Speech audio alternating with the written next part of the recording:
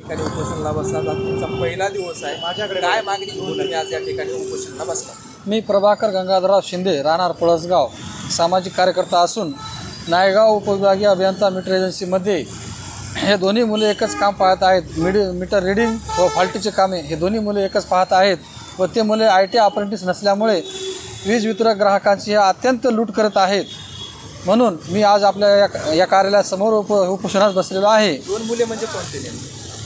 हे जे मुले आहेत, एक मीटर रीडिंग घेणारे आणि मीटरचे एजन्सीचे दोन्ही हे जे मुलं काम करत आहेत. कॉन्ट्रॅक्ट मार्फत करत कॉन्ट्रॅक्ट मार्फत करत आहेत. काय मागणी का म्हणजे नेमकं ते त्यांनी काय करायला पाहिजे होतं ते काय करत आहेत काय सांगणार?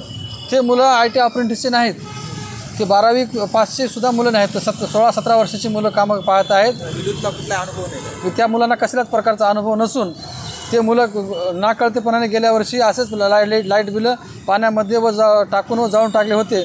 तर त्यामध्ये कसलीच कार्यवाही त्यांच्यावर झाली नाही.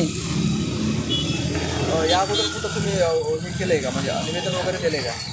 दिले होते, नायगावला दिले होते. त्यांनी 2-4 महिने त्यांनी काढून टाकतो म्हणले, काढले व नंतर तेच मुले कामावर घेऊन आता सध्या ते तसलाच भ्रष्टाचार चालू आहे. आपलं कोणतं उपोषण आहे आणि कोणत्या कार्यालयाच्या समोर आपण बसला? मी माननीय अधीक्षक अभियंता कार्यालय नांदेड येथे बसलेलं आहे. उपोषण आहे आमरण उपोषण आहे. काय मागणी राहणार आहे तुमच्या?